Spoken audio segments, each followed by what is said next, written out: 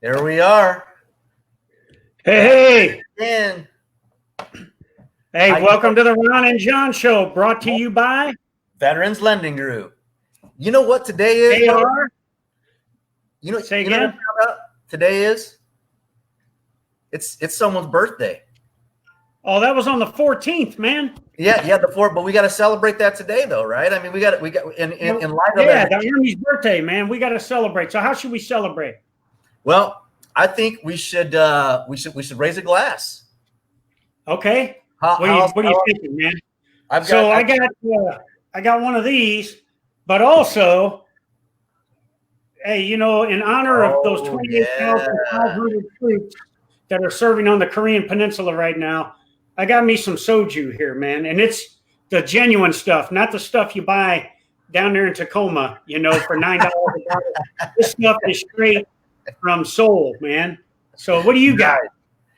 What I've got a nice beer here with the mug. It says O'Farrell there, but down the bottom it says "Live free or die." That's from my daughter. It was awesome, brother. A birthday present. So yeah, I think now. So if this is clearly a shot, then you got to down me, right? Okay. Well, Rangers lead the way, brother. Come on, all right, brother. We're doing that. Okay. Yeah, I don't have to get 𝗲𝗏𝗍𝗍 back on here to put a onion on it. You just called me out. Happy birthday to you, brother. Happy birthday to our Army, the baddest Army in the whole world. Hooah. Cool.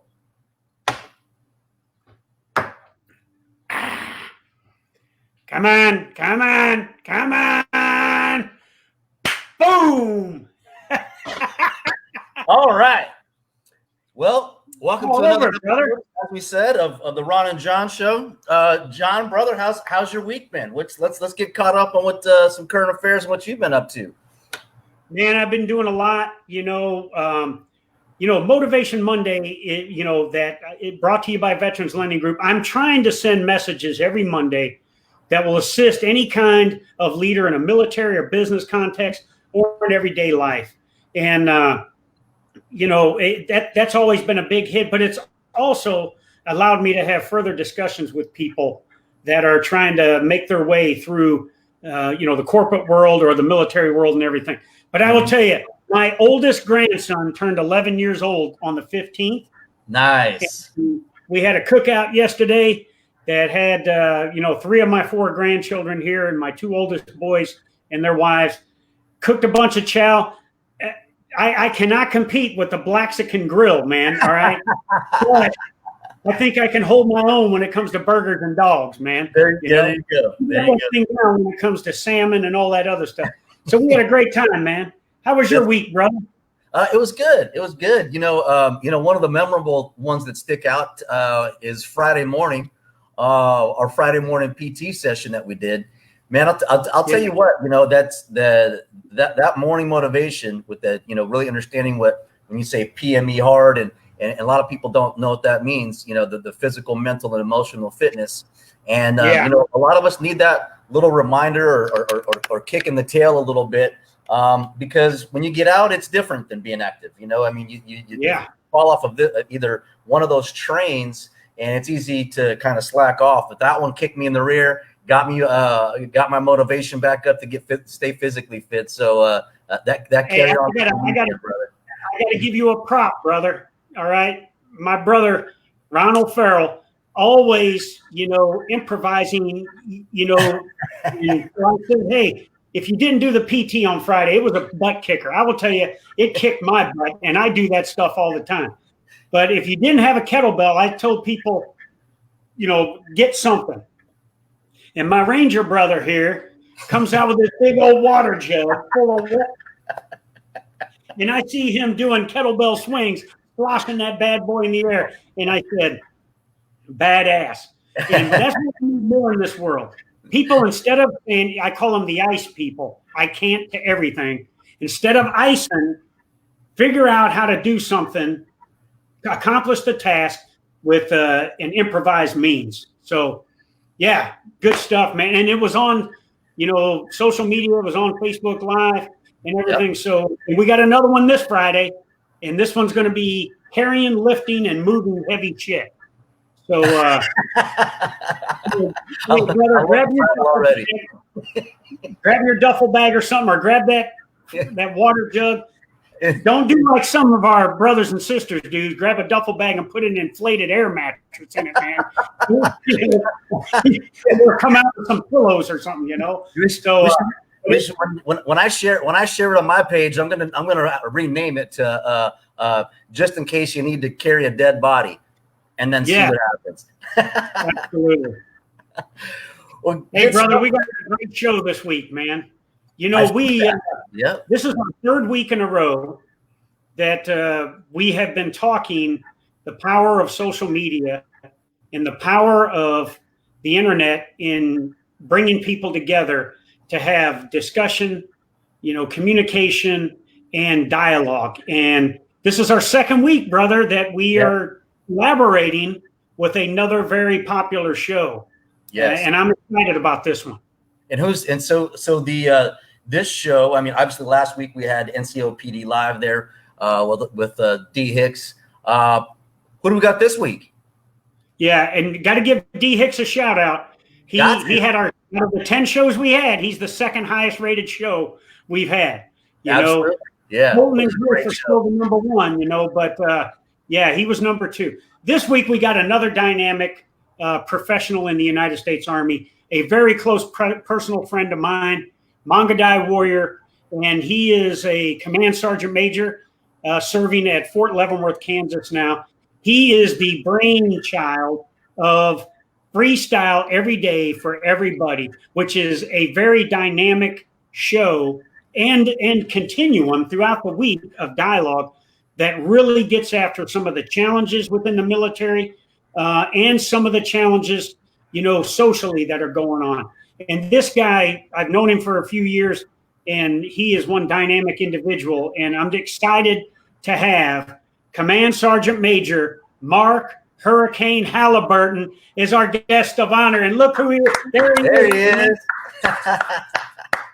You know, I was sitting backstage for the last 7 minutes and 36 seconds, and as the eye of the hurricane that is coming along the East Coast, it was just going. It's going in rapid motion, and the passion, the energy was just going. And all of a sudden, bam! I hit landfall. Here I am. Let's go. I'm ready. I'm so fired up right now. That is it's awesome. Great to have you, Mark. Thanks for taking time out of your busy schedule to join us here today, man. I really appreciate it. Absolutely. Nothing but the best. Nothing. I mean, for you, you know, what you've done for our Army, what you've done for our craft, what you've done for the Non-Commissioned Officer Corps, you know, it's bigger than what most people believe or what most people think or fathom. And watching you in action from a hillside across Whipple where I used to live, and watching the SEAC just get after it, and I'm just honored to be here. So I'm telling you, it may be a little small mini hurricane on this doggone show tonight. I'm just ready. Hey, that's what we want, man. Absolutely. Yeah. We want hey, that so Mark, you know, we've been, Ron and I, for the last 3 weeks, have really been talking about the power, the good, the bad, the ugly, the disinformation, and, you know, the disillusion, everything encompassing with social media. And the reason we wanted you to come on here, we had D Hicks on last week, and we're going to do another collaboration with James Breckenridge here in the future. But your show, when I came on your show, I was so impressed with how you are using it to really reach an audience out there, not only of professional service members, but men and women that are, you know, generally concerned with, you know, our society and everything. So let me ask you this to start off. What was your vision as this came together? Because I will tell you, it is not just the show you do every week. It's the continuum of dialogue that goes on throughout the week. So what was your vision, man? It's simple. You know, I watched the pages, the CSM forums, the senior leader forums, field grade leader, company grade leader, this, that, all great forums. But then I look at the eyes of that PFC sitting at the gate shack, Fort Myers, Virginia, Fort Benning, Yeah. Fort Leonard Wood. Then I think about that squad leader out in the sticks. You know, Yeah. there's no pages or platforms for them. You know, and I said, why are we segregated? Let's go for everybody. Everybody equally needs development, equally needs guidance, equally needs. We're an army of everybody. We're not an army of one. We're an army of everybody. You know, we everyone needs development. That's how we become. So I sat there, and one night, 20th of March, roughly 3 months ago, I sat there and I was like, wait a minute. Mark, go downstairs, grab your iPad, and create a page and call it Freestyle Friday. So I'll rewind. 2017, I was in the academy. And I was sitting there and I was watching all of the strategic leaders and all the, you know, people come through and talk, and it was cool. And then I sat there and I was like, wait a minute, you know, who is receiving all of this wholesome goodness that I'm getting? Right. I'm getting this VIP knowledge. You know, PFC working BMM at, you know, Sergeant Major Gate needs to have this information. I'll just translate this on my Facebook. And so one Friday night, I was sitting there and I was like, I went live. I said, you know what? I'm just going to freestyle. I'm going to just talk about, you know, this distinguished guest that came to talk to us today. And I basically regurgitated the knowledge. And then the feedback I got was astronomical. I was like, whoa, I didn't expect that. So then, fast forward, I kept doing it every time we had a guest. But for some reason, it was always on a Friday. And then one of my classmates says, you know, class 68, because it's the greatest class, no offense, SEAC, but it's the greatest class in the history of SASMA, right? And so we sit there and we's like, wow, Freestyle Friday, that's what you should call it. So every Friday I would go on and I would produce these videos. And then I kind of pushed back a little bit. Fast forward to Fort Leavenworth, I was sitting there and I was just so overcome with emotion one day, and I just spewed a bunch of stuff out, professional, of course, on a Friday. And some soldiers said the same thing, Sergeant Major, you should say Freestyle Friday. And on the 20th of March, which happens to be a Friday, the first day before spring, I said, you know what? We're going to create it. And I didn't have anybody. It was me alone and unafraid. And I hit the start button on the live button on the first, that Saturday morning. I actually was a run. I went around the installation here at the great place in Fort Leavenworth, America's hometown. And I was calling cadence, and I was running, and people start logging on and following. Like, whoa, you're not a member. Whoa. How are we getting? And it took off like wildfire. And so within the first 2 weeks, there was 3,000 members. I was like, I can't manage 3,000 people. Well, I can as a brigade sergeant major. But at 3,000 people, I was like, wow, that's a lot of people. I need help. You know, even a brigade sergeant major got 5 or 6 CSMs. I need help.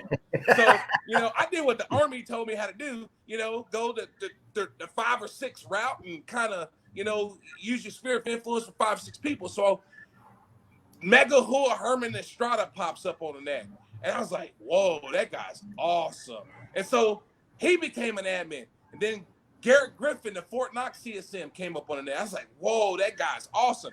And then Master Sergeant Green out there, great Fort Lewis, comes up on that. And then Sergeant Jackson, and then First Sergeant Timothy McKay, and First Sergeant Jeeks. And these people came together, and I was like, wow, wait a minute. We're at 6,000 members, and we're still growing.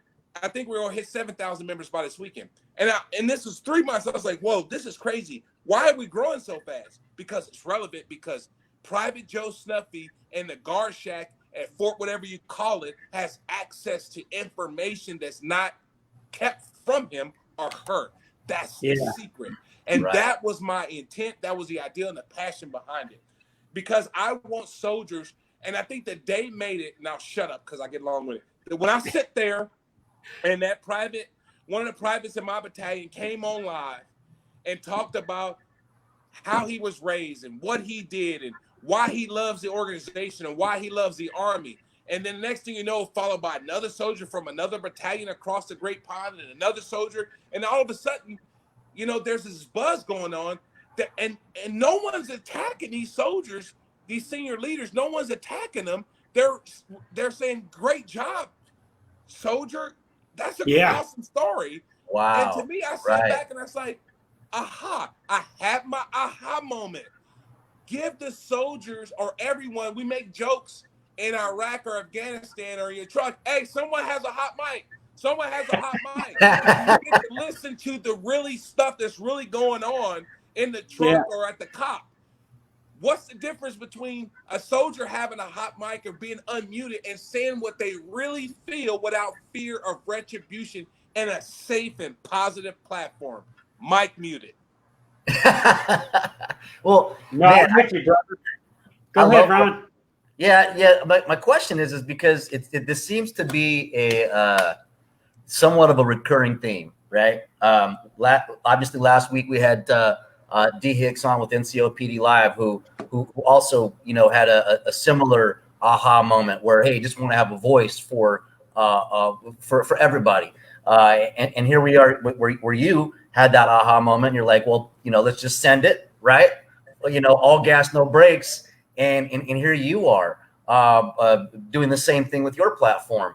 But where is the breakdown then in the active duty infrastructure of why can't we replicate this or something like this within the ranks? Well, where's the pushback, or what are you seeing from where you're standing? Oh wow, that what? I don't care. I care about people's feelings, but I'm gonna hurt some people's feelings. The issue is, quite honestly, is weird. There's a fear. There's a fear of embarrassment. There's a fear of making a mistake. There's a fear of being exposed and being transparent. When you limit yourself to Abrams Theater or Nutter Fieldhouse there at the great place of Fort Leonard Wood, and then you have a certain amount of people, there's a certain amount of people that they either like me or love me. But when you open to yourself to the great escape of social media, where you don't know who's watching you and who's sharing it, you become vulnerable. For some reason, leaders don't like to be vulnerable. So for some reason, leaders don't like to have that feeling that if I make a mistake, I'm gonna get an angry red face because I called a column left on the wrong foot, or I said fall out when I should have said fall in. It's leaders that are scared to make mistakes that seemingly are perfect in their formation, but on social media are imperfect and now are critiqued, and it bothers them. And the second part is that we have so many people that are really successful, like Staff Sergeant D. Hicks and Lieutenant Colonel Powers and Command Sergeant Major Breckenridge, that are doing phenomenal things with social media. But then you have the naysayers. I bet he can't do that inside of a formation. I don't think their formations look the way that they sound on social media. That's what I think the SEAC calls those jealous, right? Yeah, jealous. Jealous. Hey, by the way, I'm happy to announce and saying, oh, well, X, Y, and Z. But you know what? What a great I call social media the extension cord to the laptop. I'm only connected so much to the intranet if I'm within my organization. But what about the internet when I can actually expose to everybody and capture all of these audiences to truly showcase what my formation or what information my formation may need and kind of network? I always say your network is your net worth. Meaning you can have all the money in the world, but if my network is bigger than your network, then I'm richer than you are because of who I associate with and who I connect with. Positive people trying to make positive changes. And believe it or not, I thought I would receive more pushback and kind of more, things that you should be. But it's been a lot of words of encouragement. Command Sergeant Major Woodring, the MDW CSM, reached out to me today, sent me a very encouraging email that it was thought out. It wasn't a bunch of cut and paste jargon. It was like, you know what?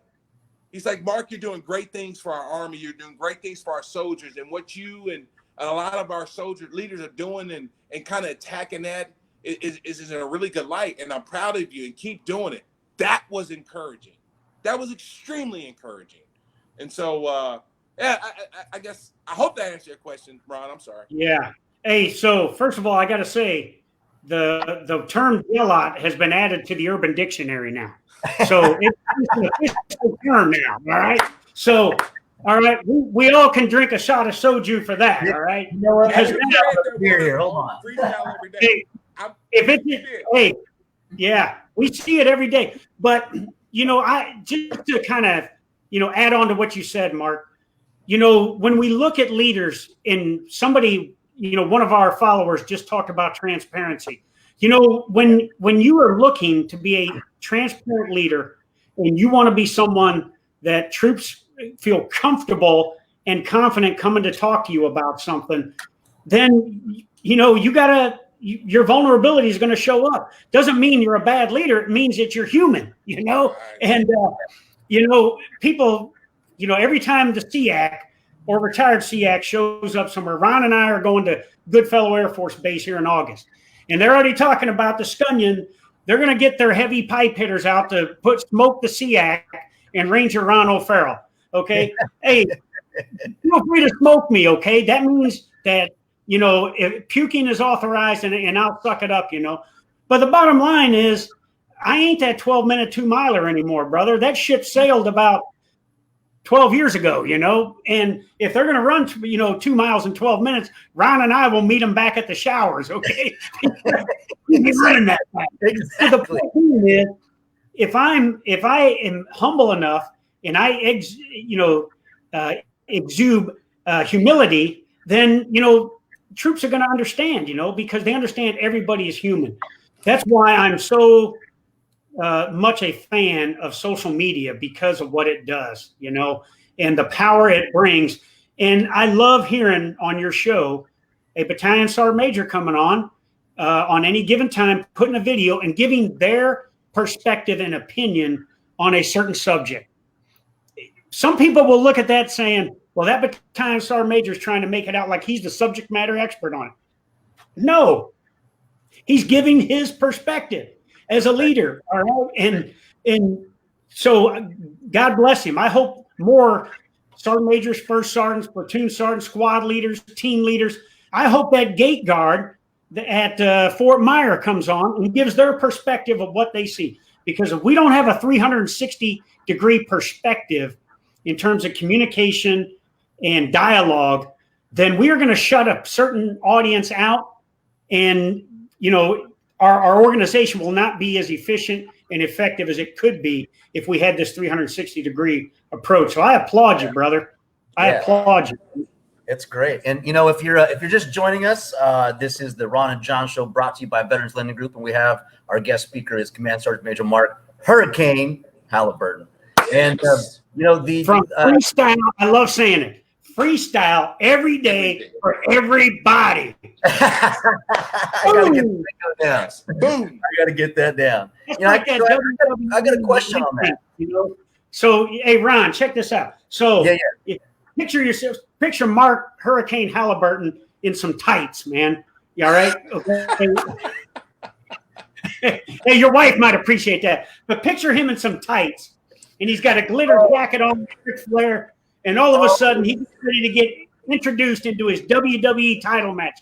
And now, and making his way to the ring is Command Sergeant Major Mark *Hurricane *Halliburton. Freestyle every day for everybody. Mark, what would your walkout be? Let's see the body language for the walkout. My walkout would be, that's easy. My walkout would be, all the sprinkler systems in the building would come on and shower everybody to a certain damn way. Because to truly understand the storm, you got to feel the storm. It got to be realistic. It can't come out and dance to a hurricane. When a hurricane happens, no one's dancing, they're running. And so I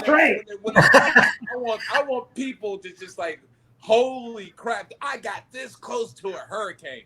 And I'll tell you later how I got that name. It's pretty bad. That's awesome. So I got a question on all the interaction that's happening on your site, which is fantastic. All ranks and it sound. I mean, are you getting different So two questions. One is are you also getting different branches to join and be heard as well? And the other part is what kind of things are maybe in place, or what's the climate to where someone would feel confident in sharing without it getting back to their chain of command. Or because, I mean, this if I've ever seen anything like this, I mean, this is the ultimate open door policy. I mean, I've never seen anything like this. I mean, we talk. I mean, write it down, man. Because ultimate open door policy. The deal is we keep it real here, Hurricane. So the open door policy is the more like the open door backstab you policy in most organizations, because it's like, well, did you go to your squad leader? Yeah, I've talked to them. Well, there's that resistance. You get there, and then you get fucking crushed is what you usually get, right? Right. So, but it sounds like some of those barriers have kind of fall, or been brought down into an environment they feel safe. So, again, are there other branches that are joining, and what makes somebody feel like they ain't gonna get backstabbed by you all? It starts like this. It starts with you understanding who you are. You have to make yourself be human, right? You have to humanize yourself. Once you humanize yourself, soldiers have to understand, what does a leader look like 20 years in the Army, 10 years in the Army, 15 years in the Army, 12 years in the Army? What does personal life look like? There's no book on personal life. There's a look on what a squad leader looks like in a combat zone, in a Humvee, or a herringbone formation, or operating as a tank commander. There's books for that, but there's no books on how to be a father, how to balance time, how to do this. There's no books for that. And so absolutely. How do you become transparent? You have to show it. There's many ways you can show it. There's multiple ways you can show it, but soldiers got to see it. Not only see it, but they got to believe it. They got to say, wow, you can do that? That's just, because you can't be a standard bearer. You got to be a standard bearer at work and at home. So they can see, oh, wow. You got to give them a metric to measure themselves. And so then when the person comes through and then they want to say, okay, well, how you become ultimately approachable. They can come to you bringing it. They don't have a fear to come on the platform because you've demonstrated what you expect. You don't say, well, say one thing and then you come to the office and you get this roaring lion ripping your face off. No, they get the same person that you said you were on your podcast or your webinar. And so I firmly believe as you humanizing yourself. But the fact of the matter is sometimes, we get people, the jealous, not even the jealous, that people that just don't understand it, sit back in the background and say, well, I don't agree with that. And, when I was coming up and, well, I never did that. And you got to be careful. You know what? At the end of the day, all the experience and all the money that the Army has trained to make me a professional, and the value base that I have based on me of being a leader, I think I should be okay to make sound decisions if the Army trusts me with, as of this morning, a certain amount of soldiers, I got to keep 𝗏𝗏 with a certain amount of soldiers that they trust me with. I'm pretty sure they could trust me to make sound and timely decisions based on my level of proficiency, experience, and demonstrated performance and potential. At the end of the day, we got to be what we expect our soldiers to see us as, and not just be something like that we want them to hope we are. We got to demonstrate that. I hope that's your question, Juan. Sorry. Yeah. Oh man, I love it. I was always told never apologize. Got to give a shout out. We got a warrant officer on here. Okay. Warrant officer call. Glad to have you on here, brother. And your entrenching tool is on the way. I signed it, and it's on the way back to you. And Vic in the background, can you pull up our good buddy, our Cliffy from, Cheers, Ed Sullivan? Pull up his question, because it's a pretty good question for Mark. You can see that question there. What are your thoughts? Professional _J_lots be rehabilitated? Ooh, that's can they be rehabilitated? Ultimately, if I'm jealous of someone, either they have something that I don't have a talent in which I don't have, or have or can do something exceptionally well that I want to do that I can't do. You can't rehab somebody whose passion is to be who you are. You can't, because no matter what, you're always going to be, if you're jealous of if you're limited on what you can do, and then you have to say to yourself, if I want to do this, okay, I want to be a squad leader, and this squad leader Staff Sergeant Lunchmeat is the best thing smoking. He walks nice. He talks nice. He's very articulate. Soldiers respect him. He's a deliberate and ethical leader. But I make mistakes, can't run fast as he can. My ACFT score sucks. I suck at college. I'm very nervous when I get in front of my squad. And everything that Staff Sergeant Lunchmeat can do, I can't. And so how can I rehabilitate? The way you rehabilitate is to train that sergeant to be like Staff Sergeant Lunchmeat. You can't, you can't sit back and rehab a deficit. You have to meet the standard. If you can't be Staff Sergeant Lunchmeat, then you know what? Soldier for life, thank you for your service, but you can't sit back and say, how can every, you know what? There's one Michael Jordan for a reason. There's one Babe Ruth for a reason. There's one Peyton Manning for a reason. Yeah. These are exceptional talents. There's one SEAC for a reason. There's one senior enlisted advisor to the chairman for a reason. This is person that's risen through the ranks. They're exceptional talent. You know what? You can't replicate that. It's one person for a reason. There's one CSM in a formation for a reason. Yeah. Everyone can't be the CSM. It's demonstrated performance and potential, and you select those individuals. And guess what? If you don't meet that bill, like Command Sergeant Major Lunchmeat did, and you want to be jealous, find yourself a different employment. Or you can do something that you're good at, a skill set that you're good at, and support the team. But when you're about supporting yourself and making yourself replicate who you're jealous of, then you're not about the organization or the team. You're about yourself. You're selfish. Mm-hmm.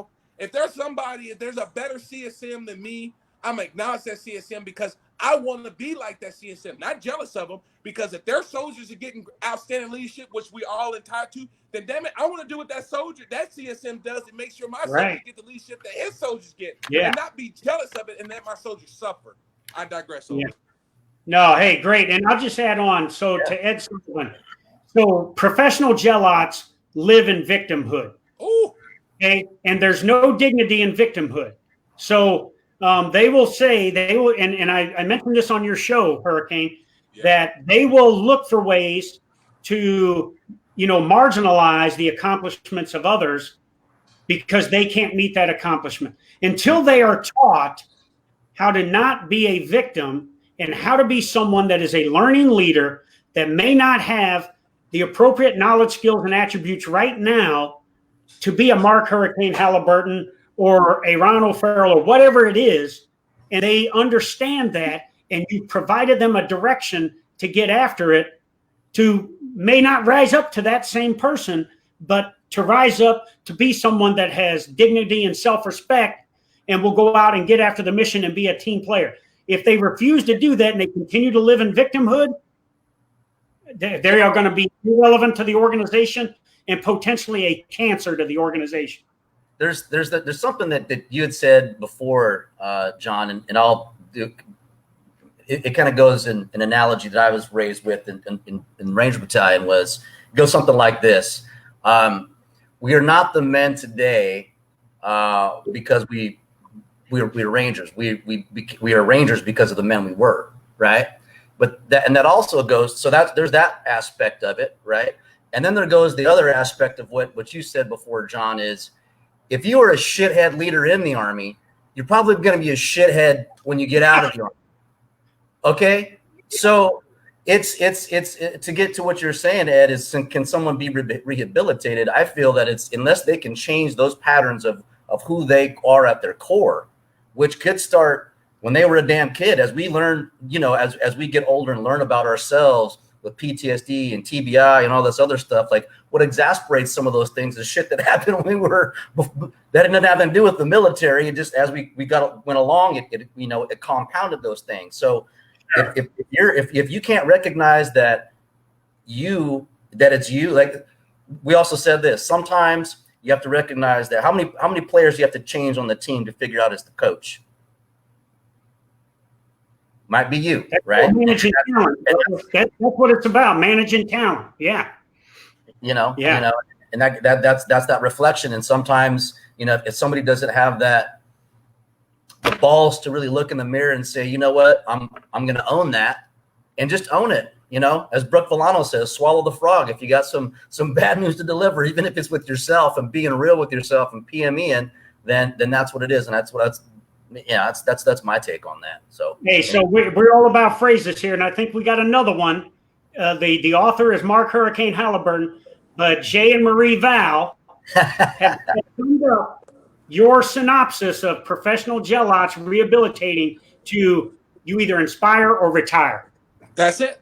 Oh, that's it. And so remember, see, I told you I was on the page venting for a 9-minute rant. That's what it was inspire or retire. You know, either you inspire your men and women or retire. It's that simple. It's cut and dry, simple, plain. You pick your favorite term, inspire or retire. Period, complaint point. No question. I'm with you.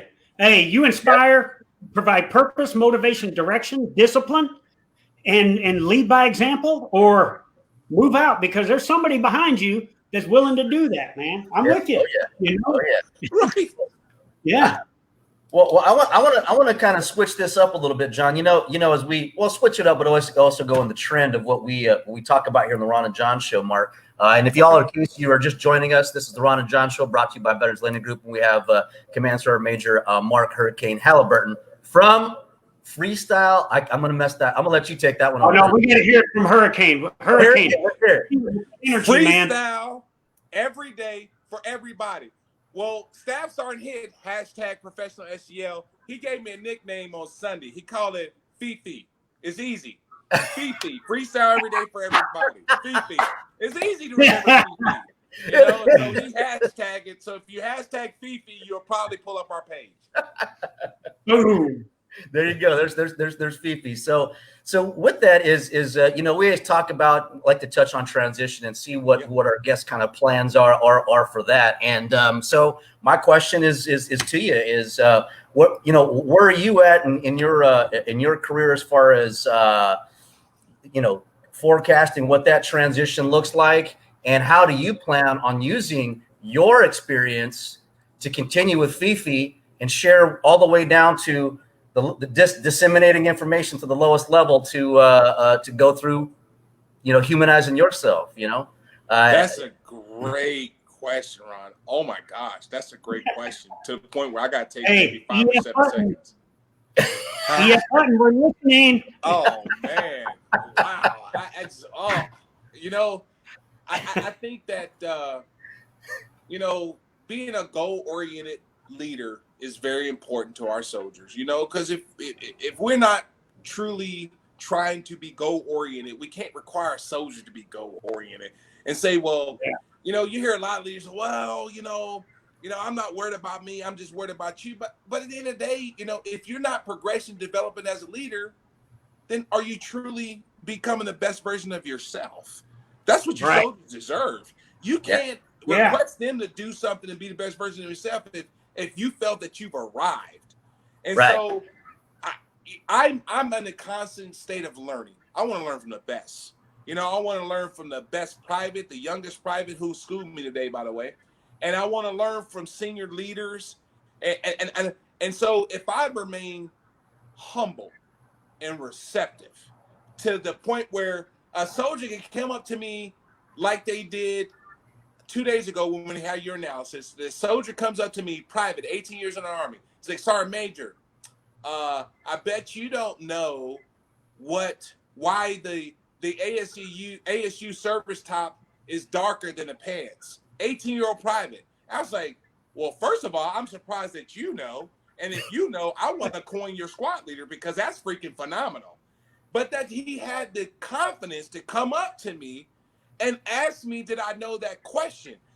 To me, that was the biggest win in the world because that means that we're in a learning organization. And that was my check on learning. If an 18-year-old private can come up to the command sergeant major in the battalion and ask me that question that every command sergeant major should know, I looked at my battalion commander. I was like, you know what? That's a win. That's a win. That's a win. That's a win.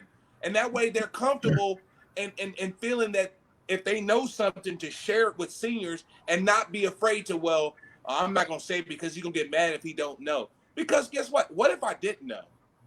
What if he took a calculated risk to embarrass the CSM, but he didn't care. He felt that he wanted to show that what his squad leader showed him and taught him was more important than an ass chewing that he got if he embarrassed the CSM. That's a win. That's awesome. Yeah, and absolutely. Mark, I got a question for you, just your opinion. So you remember the book Simon Sinek wrote, The Starfish and the Spider, and it was about starfish organizations being kind of leaderless, while spider organizations, you know, the head spider and everything. Give me your opinion. I have my opinion on leaderless organizations in a military context. Give me your opinion on that.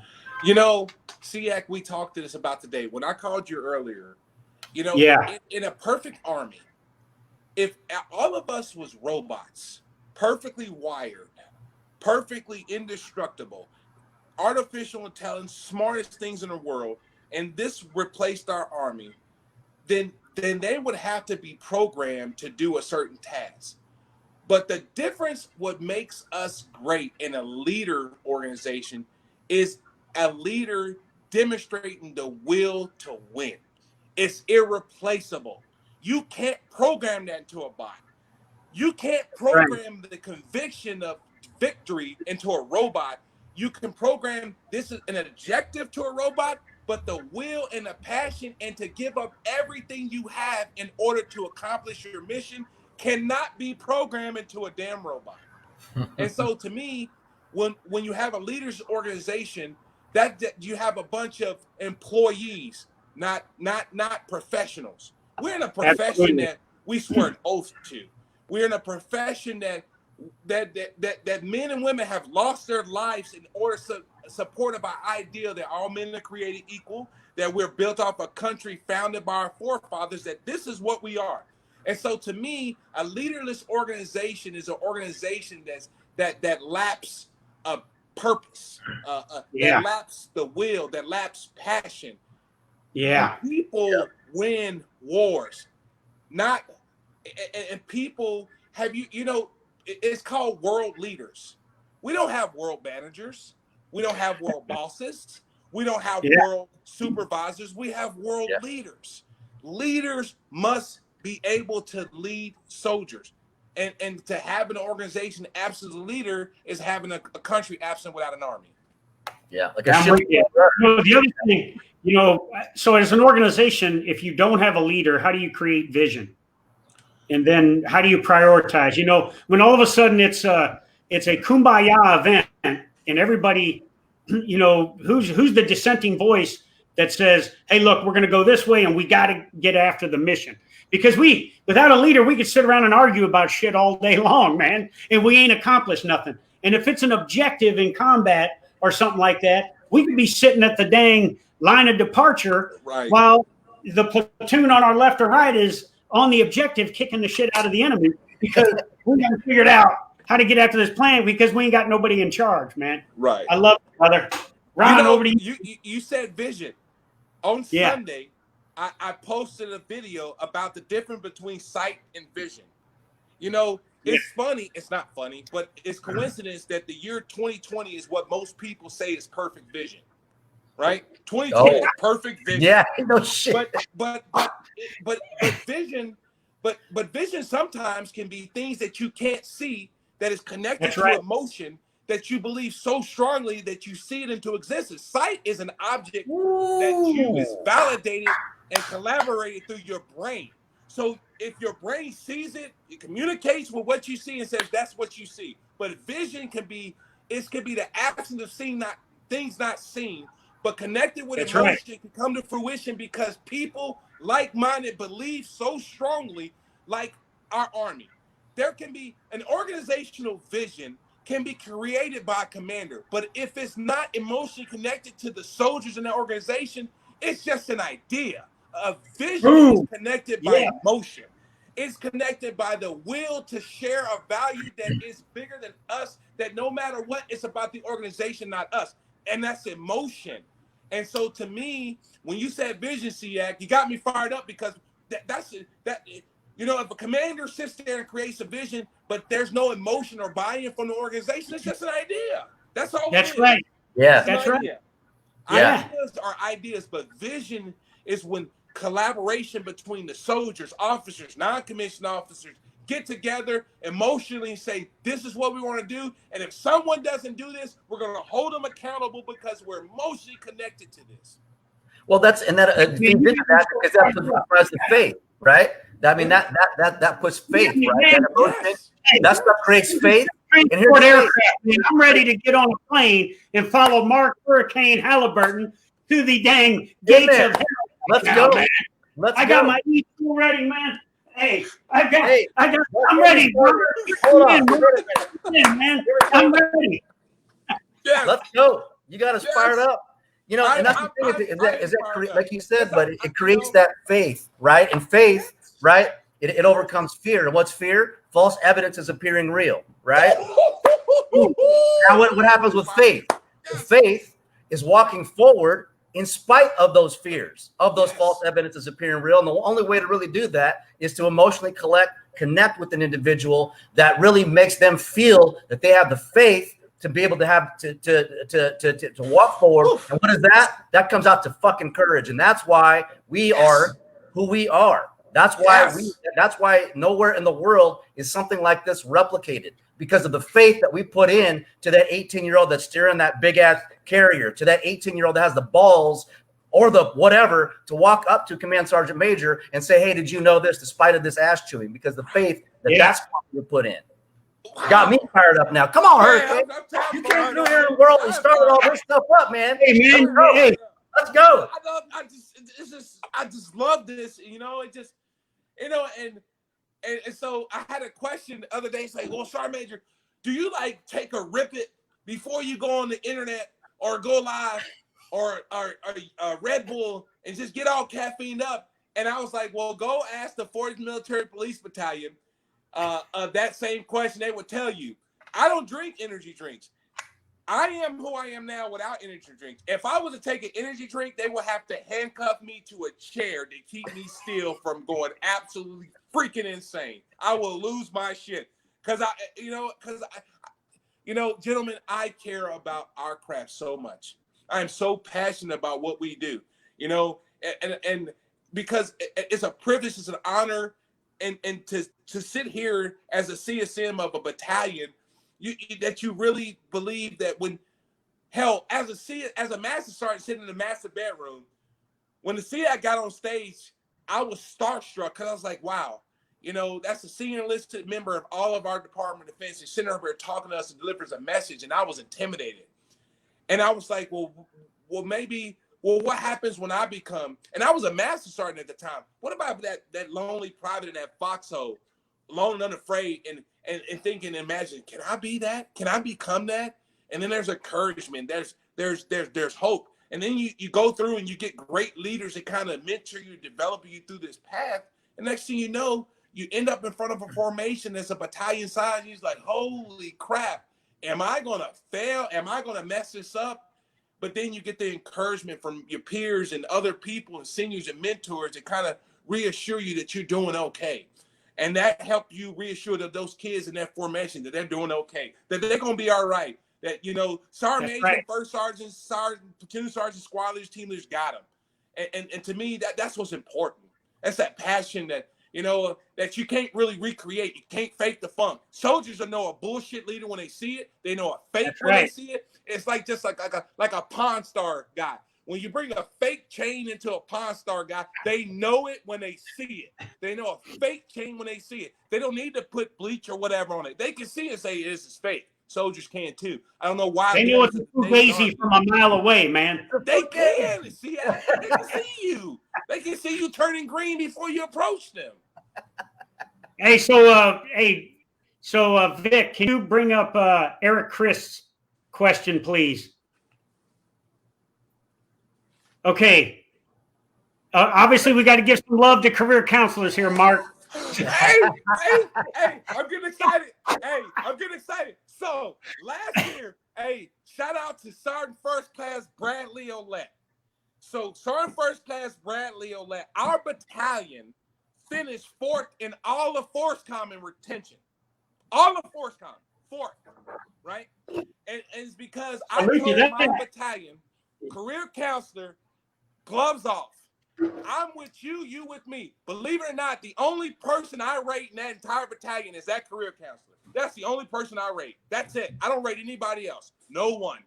And so to me, that's my soldier. That's my team. That's my career counselor. So the retention of our Army depends on me and that damn battalion and that career counselor. And me and him are one.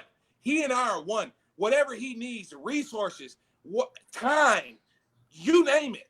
And our numbers shot to the roof. We get an email, and then we get our Eagle Award for FORSCOM. Says, hey, congratulations, you're number 4th in all of FORSCOM. God knows how many battalions in FORSCOM. But when the Corrections and Detentions Battalion is number 4 in FORSCOM for retention, that's a win for me. A lot of the other accolades, and then my soldiers want to stay in my, but you know what's more important? That my sister battalion, the 705th Military Police Battalion, was number 1 in FORSCOM in retention.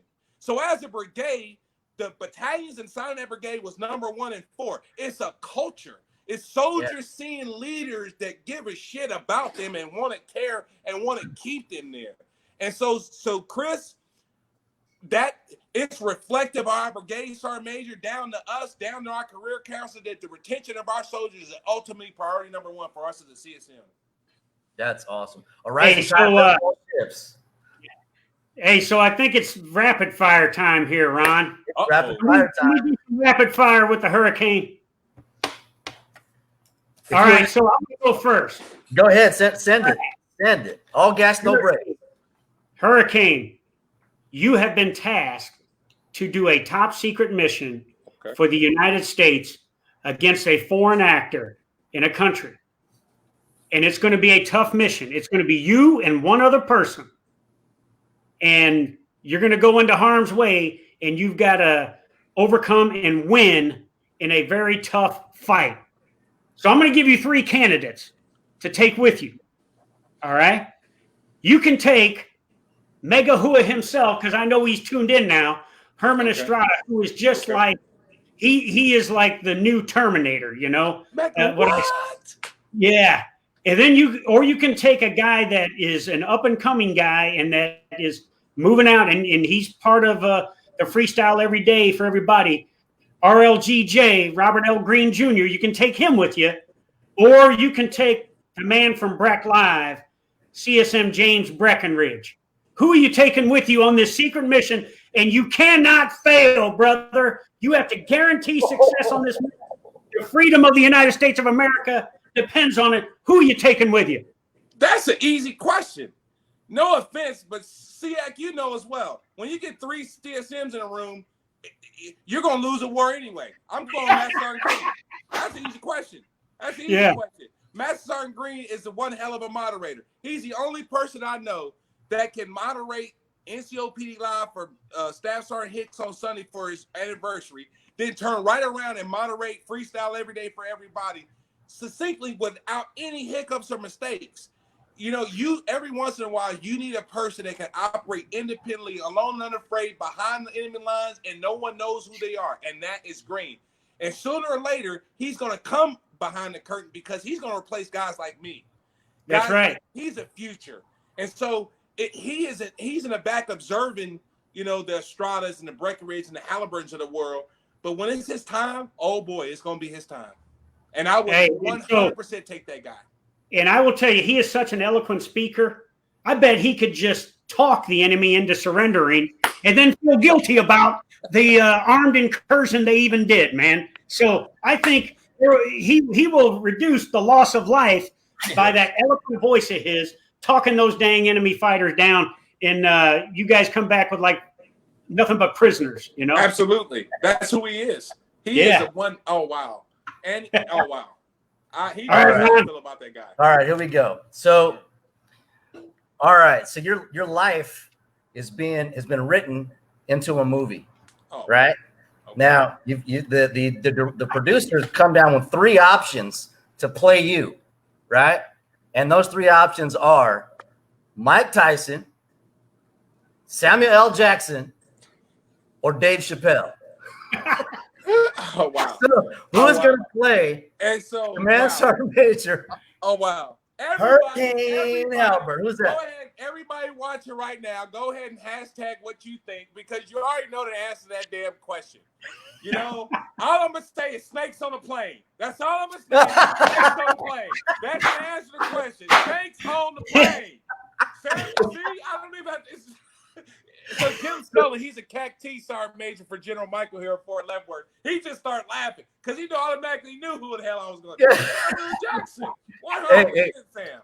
Is it one of those situations where they say like that meme? It said no offense to Morgan Freeman, but I need somebody to say motherfucker a few more times in my life. All right, I got another question for you. We're on rapid fire here. This is the Ron and John Show, brought to you by Veterans Lending Group, and we got Mark Hurricane Halliburton from Freestyle Every Day for Everybody. Now, I got to ask a technical question, Mark. Okay. All right, you're a military policeman, career military policeman. You know your craft. I do. Your MPs, your corrections folks know their craft and everything. So I got to understand, as someone, Ron and I are, I'm a freaking recon guy. He's a freaking commo guy and everything. Hey, in military police world or in police world, what's a phone book used for? Why is the phone book so popular with policemen, man? What's up with that? You know,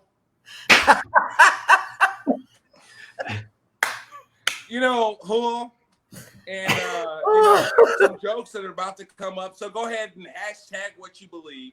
But you know what? I grew up in the Army, where we've changed in the way the hidden meaning of what the phone book is. We've changed that meaning, And so, when there's a phone book sitting on the front porch, the meaning has changed. And what the phone book means has changed. And so today, no one has a phone book anymore. I know. Is this a critical loss of resources in the military police domain, man? Isn't there usually a ball peen hammer taped to that thing on the backside? You know what? That is one slippery slip. I'm gonna tell you, when we hit the unload button, I'm gonna unload. But right now, because there's so many inside jokes and so many things that associate with that damn phone book. I mean, the stories that can be told with the phone book that you get when you first get to your duty stage. Oh, you know what? Okay. Yeah. Oh man. So I've got one now, and then we wrapped up here. So, I usually do a Google search on the guests, the ones that I don't know. Like, let me do a little research here, and even when I first met John, Google search pops up, surrender or die speech, and the whole nine thing. But when I Googled you, this picture came up, and it was you in formation, knife handing. Oh yeah. Some drill instructors. On Yeah. this field, and I kept scrolling down, and it kept just having this photo. What was going on in this photo when you were knife handing this group of individuals? Or that's the day, because it's going on still to this day. That's the day I was in PTs and I had my black shirt on. I was a chief instructor to drill sergeant school, and so that, believe it or not, gentlemen, that was my dream job. To be the chief instructor of the United States Army Drill Sergeant Academy was my dream job. To put on a campaign hat as a first sergeant, any story. So that day is when the name Hurricane was created. And it's funny that you bring that picture. So what happened is a soldier shows up to the United States Army Drill Sergeant School, where non-commissioned officers in their craft show up to this professional institution to get to train America's sons and daughters. And this soldier shows up and he has on one black sock and one white sock, right?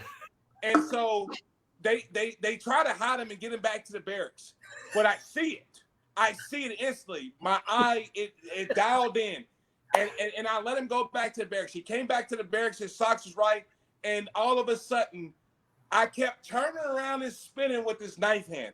I was like, oh my God. The DSLs was like, First Sergeant, you were like a freaking hurricane. it was like it was so epic. I mean, he's like people, even the commandant, Command Sergeant Major Michael McCoy, I love him to death. He stopped to open up his window to hear this ass chewing. It was because I couldn't believe it was a sergeant first class, and I had a moment. Maddest I'm probably worst ass shit ever given anybody. But that name walk away, and these pictures start floating up. And what happened is this guy, he was a professional photographer, DCGIMT. And so he would come down and he was taking these pictures, and they start socializing them everywhere. Next thing you know, I'm broadcasting this very angry person that just is, and they thought it was a drill sergeant. It's like, no, that's the first sergeant. They was like, imagine how his drill sergeants were. They were some meat eaters. I mean, my drill sergeant, Stover, Maddox, Russell, Beard, I'll name them, because they were meat eaters. I mean, it was like when they went outside, it was piranhas, because they will uphold the standards, because, you know, the defense of our country was dependent on the training of those privates. Right. And that's what I believe. I was like, we will send the best doggone drill sergeant to the IET environment. And I believe we did. And so that kind of, they had to feed off my emotion. And I had to be a very passionate and convicted first sergeant if I wanted my drill sergeant to be the same. Absolutely. That what a story. Did that happen to be a Ranger Stover? No, this was a drill sergeant of the year Stover. Oh, okay. Different. He was a 19 series. He's a 19. I'm gonna tell you, he's gonna be a CSM. I wouldn't be surprised if he ended up at a very nominative level. He was probably the smartest non-commissioned officer I've ever had the privilege of serving with. And I say with because sometimes he led me. He was a brilliant individual. I mean, a brilliant individual. And he ended up going on to become the drill sergeant of the year for the Army. And now he's a first sergeant right now. But yeah, Stover. That's awesome. Stover. Yeah. That's awesome. That's awesome. Hey, Mark, we're getting down towards the end here, brother. But so as Ron mentioned when we first came on, the 14th of June was the Army birthday. Yep. So Ron and I did a toast, and we would be remiss if we did not our special guest. I love saying this, man. Command Sergeant Major Mark Hurricane Halliburton, freestyle every day for everybody. If we didn't ask you, you go on to be not only a future nominative level sergeant major, but WWE champion as well. Yes. If you would take a toast for us, and if you would offer a toast for the Army's birthday. I will absolutely offer a toast to the Army's birthday.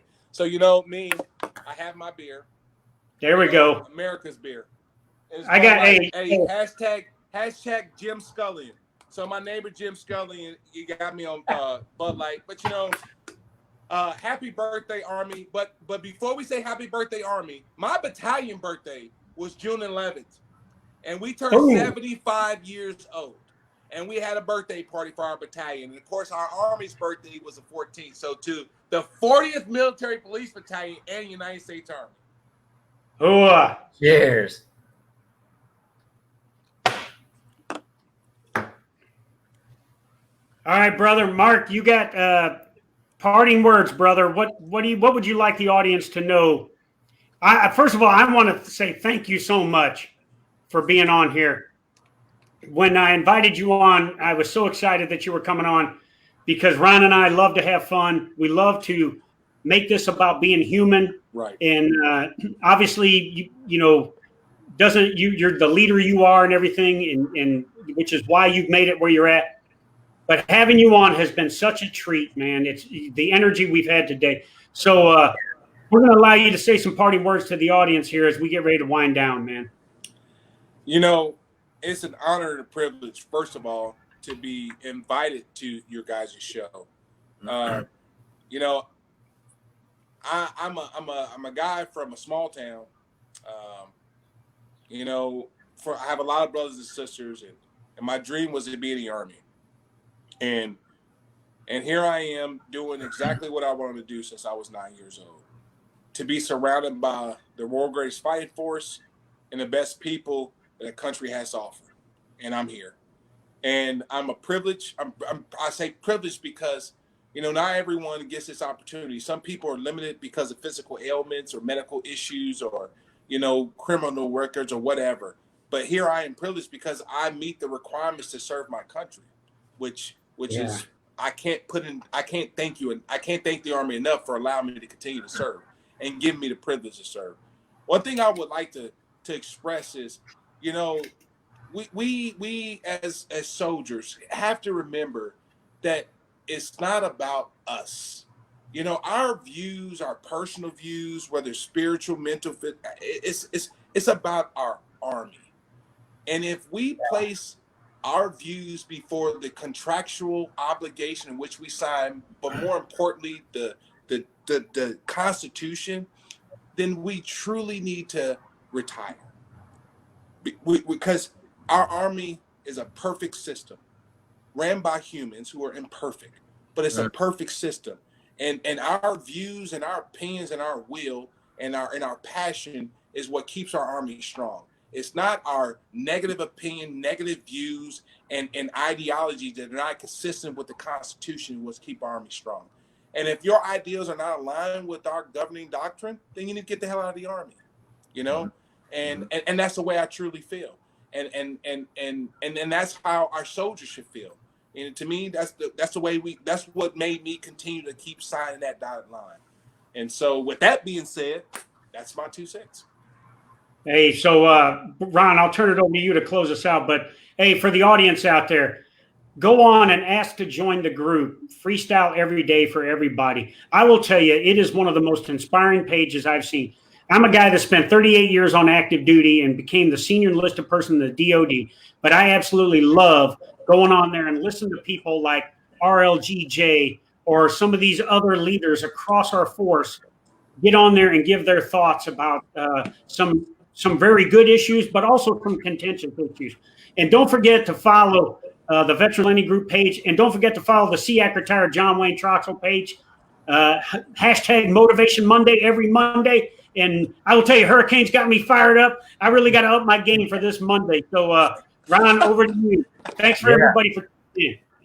Yeah, I'd like to say you know, thank you so much, Mark, for joining the show. It's always a pleasure to meet you know, people that John's connected with and he knows, and it really it's so interesting because and what you say about, you know, the love and passion that you have for the Army, and I think obviously all 3 of us share that. But you know, look at this screen right now, right? You've got people from all different walks of life, different cultures, mixed cultures. Yes. But what you see right here is something that my father showed me a long time ago in Time magazine. He says, "Son, this is what the future of America looks like," and it was people with all different faces and stuff on it. And when you look at this right now, and we see where we're going, and when you say the Army is a perfect system ran by, you know, imperfect people, we're humans. But if as a testament, and we said this before in our last show, is that in the Army, you can throw anyone. We'll just say the Army right now, okay? You can throw any one of us from privates of this generation, that generation, other, and you give us an obstacle, we're going to figure that out, whether that be race, gender, race, creed, or whatever, and push that forward. And I just would like to pass on to everybody that you see what's going on. This is real. This is absolutely us. What you're seeing is a true representation of what our military is, not all the crap and the bullshit that's going on out there. And when you're talking about that upholding that Constitution, this is what you see. This is what we get. You get the realness. You know, there isn't some robots. This isn't some agenda. You've got representation from the private all the way up to senior leadership to the top senior enlisted advisor. One of the, in my opinion, the best senior enlisted advisor that we've seen in this United States. But you know, that's I'm probably biased there. But with that, on behalf of Veterans Lending Group, we want to thank all of you for tuning into the Ron and John Show. As you all know, we're all about education. You are our family. If there's anything that we can do to help you out with your refinance, with your new purchase, we are licensed in all 50 states. We can ETS, PCS, or retire wherever it is that you are, and it'd be a pleasure to help you out as well. Tune into our education classes at VAHomeloanBootcamp.com. And feel free to check out some of the rest of our episodes in the Ron and John show. And with that, again, Mark, thank you so much. Back, man. Mark, you got to come back to the show. Absolutely. How much fun did we have here, though, y'all, today? I'm just like, man, this hurricane, this knife hands and all this, man, before the knife hands, you had me fired up. You had both John and I on our soapboxes jumping up. And John, I got to say, you say the freestyle, like you do, but you got to you got to close us out with the Ron and John a chant that you made up. East Coast with the most. Oh, yeah. Yeah. So with that, the Ron and John show. We're known coast to coast like butter and toast. I can't even remember that. We can make ISIS surrender or die, and we're pretty cool, or we're pretty as comedians, we're pretty fly or something. I can't even remember. You caught me off guard, brother. But the bottom line is, we're here to have fun. We're coming out to a base near you soon. And if we come to Fort Leavenworth, Mark, we would love to have you on again, or whenever we can get back on. You are a leader. You are the future of our United States Army in the Joint Force, and I am just humbled and proud to call you friend, man. Thank you very much. God bless you. We appreciate it. We gotta be. Let's take it live to Fort Leavenworth. Let's do that. We gotta take the You come Let's get the 40th MP Battalion troops on. Let's get it. Let's get it, y'all. Y'all heard it here first. Thanks a lot. We'll see y'all next week. Thanks so much. Take care, Hurricane. God bless you, brother.